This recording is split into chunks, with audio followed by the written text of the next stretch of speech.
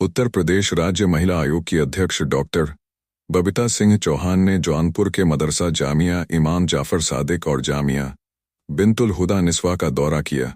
इस दौरान उन्होंने छात्राओं से सीधा संवाद कर उन्हें शिक्षा, सुरक्षा, आत्मनिर्भरता और अधिकारों के प्रति जागरूक किया।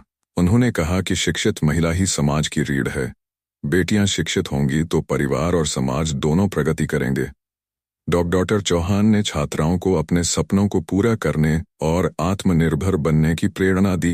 कार्यक्रम के दौरान उन्होंने मिशन शक्ति, बेटी बचाओ बेटी पढ़ाओ और महिला हेल्पलाइन 1090 जैसी योजनाओं की जानकारी भी दी। मदरसा प्रबंधन ने उनका स्वागत कर ऐसे कार्यक्रमों को छात्राओं के लिए प्रेरणादायक और उपयोगी बताया। लिख लेना चाहिए था ना, लिख के रखिए मुझे। चलिए कोई बात नहीं। अच्छा बताइए।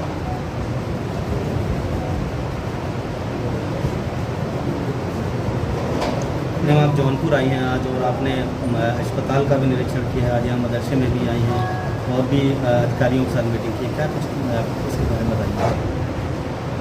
देखिए, मैं कुछ खास बताना इसलिए चाहूँगी कि मैं जब जिलों में जाती हूँ तो नेचुरली जनसुनवाई भी करती हूँ, हॉस्पिटल्स के भी सर्वे करती हूँ, लेकिन आज जौनपुर में आके जो एक विशेष बात हुई है वो ये हुई है कि पहली बार मैं किसी मदरसे में यहाँ आई हूँ और मैं यहाँ आके मुझे इतना अच्छा यहाँ का अनुभव रहा है कि मैं आपको बता नहीं सकती। इसलिए एक कारण बताऊंगी मैं, आप सुनिएगा कि मेरे को मदरसे में आने का एक आज खास रीज़न ये भी था कि कल मेरे पास बहुत सारे आप लोग भाई पत्रकार भाई आए थे, मैं अपने ऑफिस में वहाँ बैठी हुई थी, तो एक मुरादाबाद मदरसे का केस आपकी नॉलेज में होगा यहाँ। तो मुझे नहीं लगता कि इतनी कहीं कहीं इतनी घिनौनी और घटिया हरकतें जहाँ होती हैं उसके नाम को लेकर मदरसों को सभी को बदनाम किया जाता है।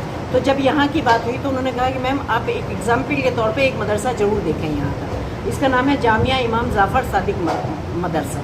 मैंने यहाँ सारी बच्चियों को देखा है जो यहाँ बैठी हुई हैं और इतने अच्छे से मैं कहना चाहूँगी, अगर अपनी भाषा में कहूँ, कि सारे जितना भी हमारे देश के अगर संस्कारों की बात करूँ या अपने देश की विचारधारा पर चलने की बात करूँ तो मुझे यहाँ कोई चीज़ ऐसी नज़र नहीं आई इसमें कि जिसमें मैं ये कहूँ कि ये कोई अगर ये मदरसा चल रहा है तो ये कोई यहाँ कुछ ऐसी चीज़ें हैं कि जो अच्छी लाइन पर नहीं ले जा रही या बच्चों में कहीं कोई भटकाव पैदा कर रही है। तो मुझे यहाँ इन बच्चियों के बीच में भी आके बहुत अच्छा लगा। पूरा सारा कॉलेज स्कूल मैनेजमेंट मेरे साथ बैठा हुआ है कि जो बहुत ही अच्छे मन से और बहुत ही अच्छे को बच्चियों को मुख्य धारा में जोड़ने के लिए उनको शिक्षित किया जाए। तो मैं चाहती हूँ कि ऐसे एग्जाम्पल भी वहाँ ज़रूर दिखाए जाएँ कि जहाँ कुछ घटिया हरकतें, जो असामाजिक तत्व, मैं कहूँगी कि जो असामाजिक तत्व जिस तरह की एक छवि को बिगाड़ने का काम करते हैं, तो वहाँ भी ये चीज़ें पहुँचनी चाहिए। आज मैंने जो देखा है यहाँ, उसका इम्प्रेशन जो मेरे ऊपर हुआ है वो बहुत ही ज़बरदस्त रहा।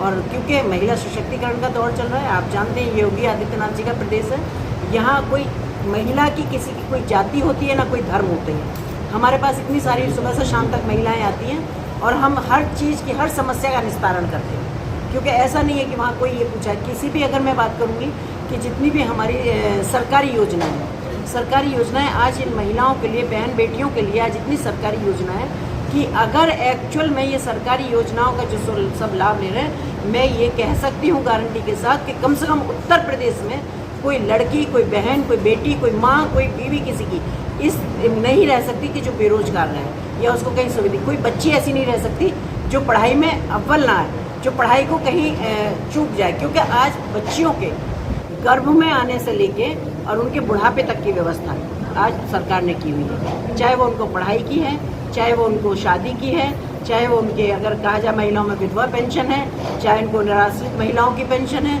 और चाहे और भी जैसा आपने देखा होगा कि मकान देने वाली बात है या शौचालय बनवाने वाली बात थी या उज्ज्वला वाली बात थी, या अभी जीएसटी के मामले में भी आपने देखा कि कितनी सारी योजनाएं महिलाओं के लिए हैं। तो मुझे लगता है कि जो महिलाओं का ये सशक्तिकरण हो रहा है उसमें यहाँ की जो हमारी बहनें मुझे मिली हैं, जितनी हमारी बेटियाँ यहाँ पे पढ़ रही हैं, उनका भी बहुत अच्छा रोल होने वाला है, क्योंकि सरकार ने कभी किसी जाति या कभी किसी धर्म को लेकर कभी किसी पर पक्षपात नहीं किया। उनका तो सबका कहना यही है कि सबका साथ और सबका विकास और सबका विश्वास। और मुझे लगता है कि सारी हमारी जितने भी यहाँ सबकी, तो जैसे मैंने बात की अगर योजनाओं के बारे में, तो सबको सारी चीज़ों का पता है और सब उनका लाभ भी ले रहे हैं। तो मैं यही कहना चाहूँगी कि अर्जुन सुनवाई की, मेरे पास बहुत सारे केसेस आए, यहाँ केस आए उनका, जिसका हमने साथ के साथ निस्तारण किया।